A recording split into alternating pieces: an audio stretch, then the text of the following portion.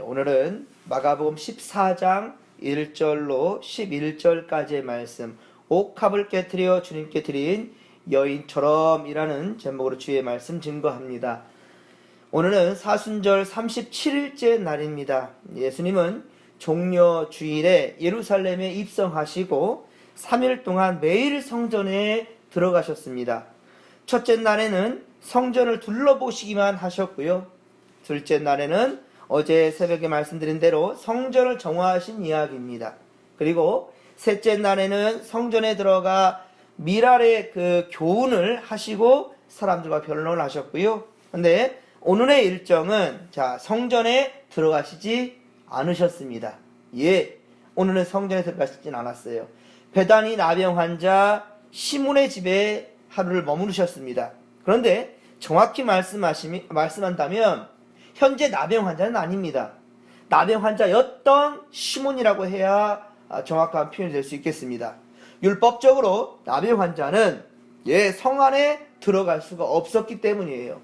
따로 격리되어 생활했기 때문에요. 예수님의 은혜로 고침받은 나병 환자였던 시몬이 예수님을 자기 집으로 초대한 것이지요. 오늘 보면 3절에 보면 베다니 나병 환자 시몬의 집에서 식사하실 때 일어난 일입니다. 한 여자가 옥합을 깨트려 향유를 예수님의 머리에 그렇게 부어드렸습니다. 이 장면은 우리에게 고난주간에 어떻게 해야 할지를 가르쳐주고 있습니다. 이름이 알려지지 않냐는 여자는 옥합을 이렇게 깨트렸습니다. 우리 성경은 특별히 우리 사복음서는 한 부분만 떼어서 읽는 것이 아니라 함께 우리 통으로 읽어야 성경의 정확한 역사를 이해할 수 있습니다.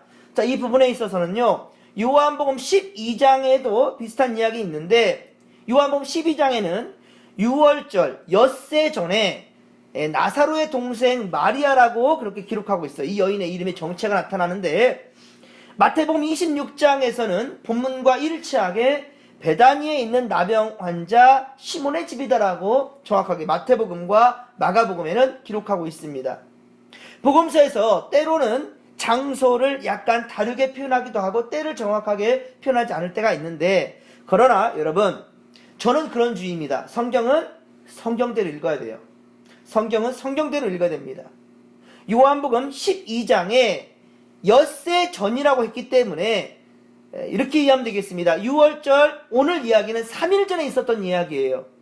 그러니까 이 두 가지의 사건이 일어났다라고 얘기하면 될 것 같습니다. 사람들은 꼭 이것을 하나로 뭉치려고 하다 보니까 오해가 되고요. 요한복음은 엿새 전인데 왜 여기는 3일 전이냐? 이렇게 말하면서 트집을 잡을 수도 있을 것이고요. 나사렛 동생 마리아라고 되어 있는데 여기는 지금 나병 환자의 어떤 여인이 왔다 하지 않았느냐? 그러면 나사로가 나병 환자냐?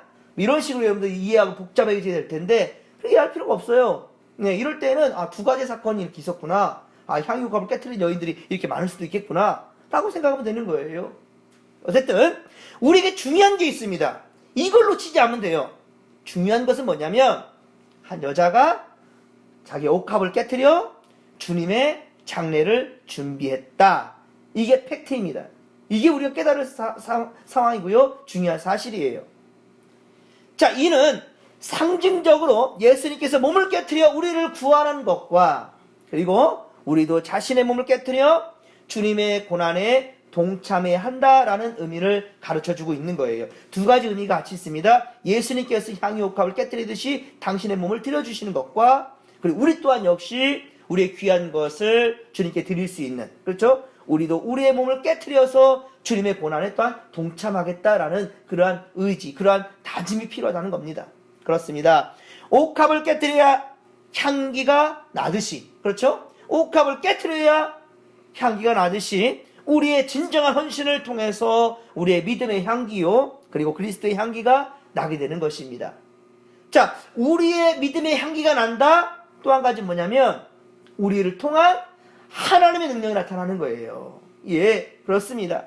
한 여자가 예수님께 부어드린 향기는 5절에 보듯이 그 가치가 세상적인 가치를 또한 본다 한다면 어떻습니까?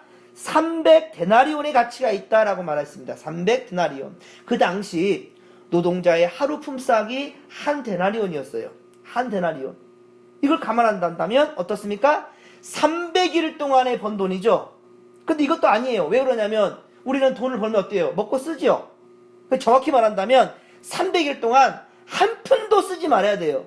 이렇게 말한다면 적어도 1년 이상, 그렇죠? 1년 이상. 쉬는 날도 따진다면 365일 중에 쉬는 날과 또 번 것을 또 써야기도 해야 되기 때문에 이것을 한 2, 3년을 모아야 모을 돈이라 할 수 있을 것입니다. 한 푼도 안 써야 되니까 300드나리온. 예. 그러니까 이 여자는 어쩌면 자기의 어때요? 결혼식을 준비하려는 그러한 돈일 수도 있겠고요. 아니면 정말 한 푼, 두 푼 정말 귀하게 모아가지고 직장만을 하든지 아니면 아무튼 귀한 것입니다. 자기 나름대로의 이 돈을 모았을 거예요. 하지만 그녀는 자기 머리털로 예수님의 발을 씻어 경의와 복종을 표현한 건데 그냥 일반 물도 아니고 향유를 깼단 말입니다. 그 가치 있고 비싼 것을 말입니다. 또한 우리가 하나 더 생각할 것은요 뭐냐면 여러분 머리라는 것은요 인간의 근본 주체성의 상징이지요. 예, 아무리 건강해도 머리가 고장나면 큰일 나지요. 그렇습니다. 그런데 여기서 머리를 드는 것은 우리가 머리를 든다 한다면 어때요? 우월감을 표시하죠. 머리를 들었다라면. 그렇죠?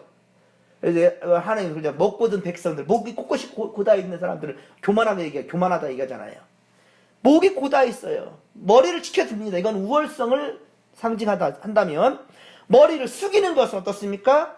존경과 복종을 의미하지요.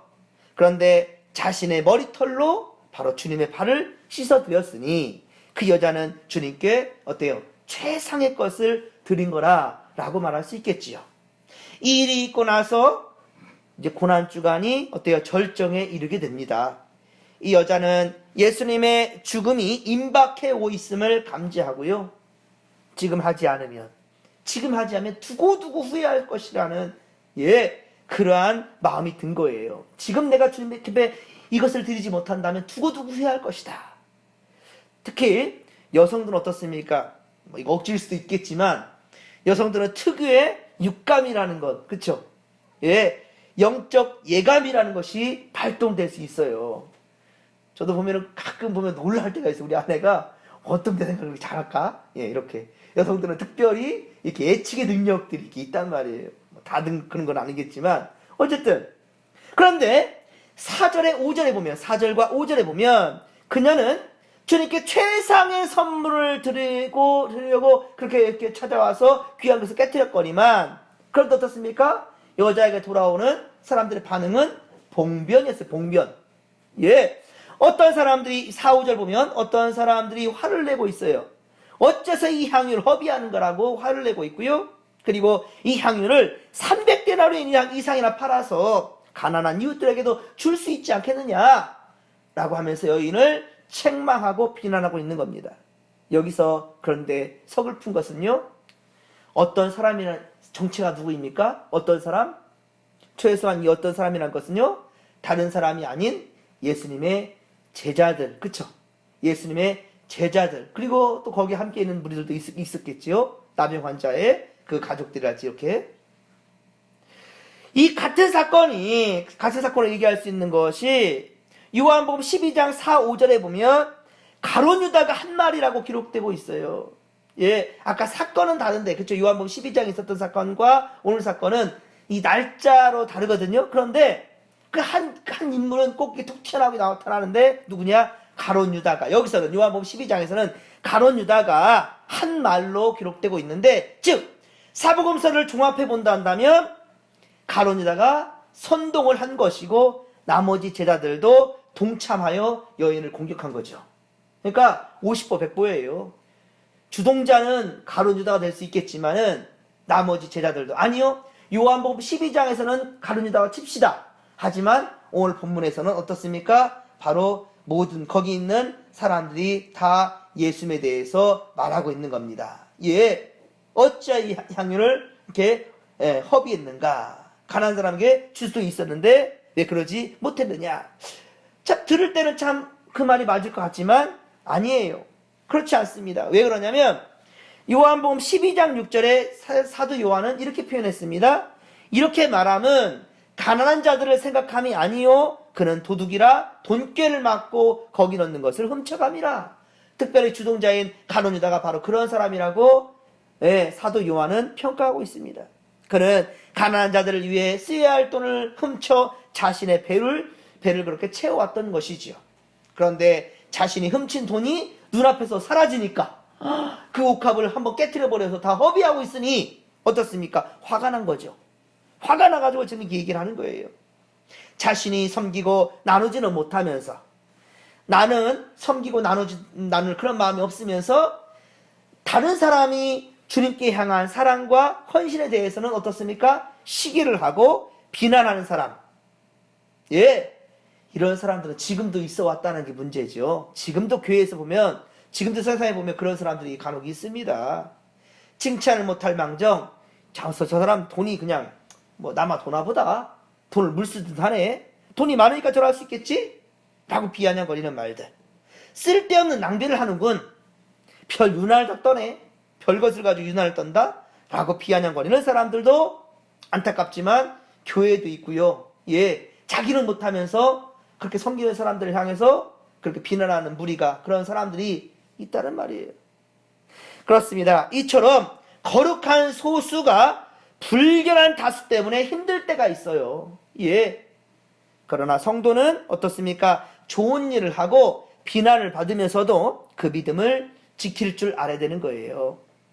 바로 오늘 본문에 향유옥합을 깨트린 여인은 지금까지도 마음을 다하고 성품을 다하고 힘을 다하여 주님을 사랑한 성도들의 모델이 되고 있어요. 그래서 여러분들 하나님께 드릴 때, 귀한 것을 드릴 때 항상 이런 말을 쓰잖아요. 옥합을 깨트렸다.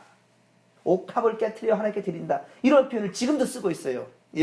정말로 주님께서 말씀하신 바 9절의 그 말씀이 복음 전파되는 곳에 이 여자의 행한 것도 있을 것이다. 그 말이 딱 맞는 것 같아요. 지금도 귀한 것들 하나님께 드리게 된다 한다면 그때 옥합을 깨트렸다라는 표현을 그렇게 쓰는 것들을 여러분들은 아실 겁니다. 그래서 오늘 본문 9절의 말씀을 다시 한번 읽겠습니다. 9절 말씀. 그러면서 우리도 이러한 여인의 발자취를 따라갔으면 좋겠어요. 함께 읽겠습니다. 9절입니다. 내가 진실로 너에게 이르노니 온 천하에 어디서든지 복음이 전파되는 곳에는 이 여자가 행한 일도 말하여 그를 기억하리라 하시니라. 아멘. 그렇습니다. 복음, 곧 예수님이 증거되는 곳에는, 복음이 전하는 곳, 그렇죠? 복음이 전파되는 곳은 곧 예수님이 증거되는 곳이지요. 복음 자체가 예수님이니까, 그렇죠? 이 여인의 행한 일도 함께 소개된다는 거예요. 나의 행할 그 일이 복음과 함께 전해진다면, 여러분 생각 한번 해보십시오. 나의 행한 일이 복음과 함께 전해진다면 이보다 더 큰 영광이 어디 있겠습니까? 그렇죠? 사랑하는 성도 여러분, 주님의 죽으심을 준비한 한 여인의 행한 일을 깊이 생각하는 그 고난주간이 되기를 소망합니다. 그리고 복음과 함께 전해질 좋은 소문의 생산자들이, 그렇죠? 그런 좋은 소문의 생산자들이 바로 여러분이 되기를 주님의 이름으로 간절히 축원합니다. 오늘 이 새벽에 우리는 예수님의 세 가지로 들어 여인을 칭찬한 것에 대해서 주목해야 됩니다. 예수님은 이 여인을 세 가지를 들어서 칭찬하고 있어요. 첫째, 6절에 보면 그가 내게 어떤 일을 했다고요? 좋은 일을 하였느니라. 오늘 보면 6절입니다. 그가 내게 좋은 일을 행하였느니라. 그리고 8절에 그는 힘을 다하여 내 몸에 향유를 부어 내 장례를 미리 준비하였느니라. 어떻게요? 힘을 다했대요. 힘을 다했대요. 많이 있는 것 중에 하나 떼어서 드리는 것이 아니라 최선을 다해서 하나님께 드린 거예요. 힘을 다하여 내 몸에 향유를 부어 장례를 미리 준비했다.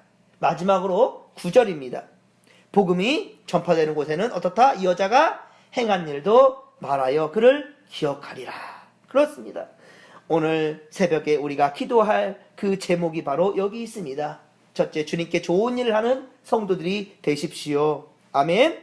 주님께 가장 좋은 일을 해드리는 성도들이 되기를 소망합니다. 주님께 좋은 일이 무엇입니까? 주님을 기쁘게 해드리는 것이죠. 부모님께 효도하는 게 뭡니까? 부모를 기쁘게 해드리는 겁니다. 어떤 사람들은 용돈 많이 주면 된다 그래요. 그리고는 찾아와 보지도 않아요. 이게 효도입니까? 아닙니다, 여러분들. 정말로 돈의 가치를 따질 수 없을 만큼 항상 부모님을 찾아뵙고 부모님께 기쁨을 드릴 수 있는 그 고민을 해볼 수 있는 이게 바로 효도지요. 주님께도 마찬가지입니다. 가장 좋은 일을 해드릴 수 있는 것, 주님을 위해서 몸을 깨트릴 수 있는 일이 가장 좋은 일이에요. 그리고 둘째, 하나님께 향기로운 사람이 되기 위해 노력하면서 최선을 다하기를 바랍니다. 하나님께 향기로운 사람이 되어라. 그렇습니다. 여러분, 주님과 이웃을 사랑하는 것이 향기로운 삶이라는 사실이에요. 마지막으로 셋째, 주님의 장례를 준비하는 삶을 위해 우리는 살아야 될 줄로 믿습니다. 마지막 순간까지 주님을 따르고 섬기는 것이 주님의 장례를 준비하는 삶이에요. 사랑하는 성도 여러분, 주님을 사랑하고 섬기는 방법은 많은 것이 필요하지 않습니다. 사실은 가슴이 움직이는 대로, 마음이 역사하는, 마음이 움직이는 대로, 마음이 가는 대로 최선을 다해 정직하게 행하면 되는 겁니다. 오늘 여기 한 여인은 자신을 위하여 준비해둔 값비싼 옥합을 깨트려 예수 앞에 부어드렸습니다. 자신의 이 머리털로 주님의 발을 씻겨드렸다는 말입니다. 이에 제자들은 향유의 값을 생각했지만, 향유 그것이 시장적으로 얼마나 가치가 있느냐, 이것을 제자들은 생각했지만 주님은 그녀의 사랑과 헌신을 높이 봤다는 겁니다. 주님을 향한 사랑과 헌신은 값으로 결정되는 것이 아니란 말입니다. 제자들은 세상의 논리로 가치로 여겼지만 주님께 드리면서도 인색한 마음이 생기는 그런 제자들, 여러분들도 하나님께 무엇을 드릴 때 인색한 마음이 든다 한다면 이것부터 청산해야 됩니다. 왜 그러냐면 물질과 건강과 삶이 모든 것이 다 내 것이라고 착각하고 있는 상태에서 하나님께 드리는 것은 의미가 없기 때문인 거죠.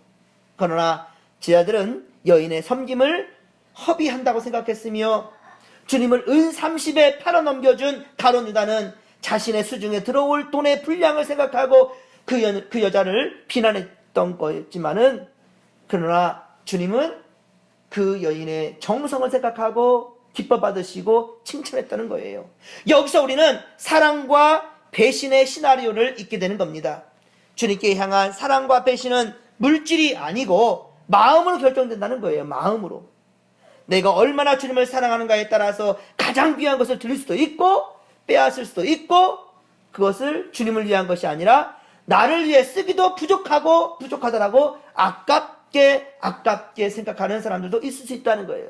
그래서 우리 주님은 물질이 있는 곳에 뭐가 있다? 내 마음도 있느니라 라고 말하는 거예요. 단적으로 보십시오. 여러분들, 두 곳에 은행이 있어요.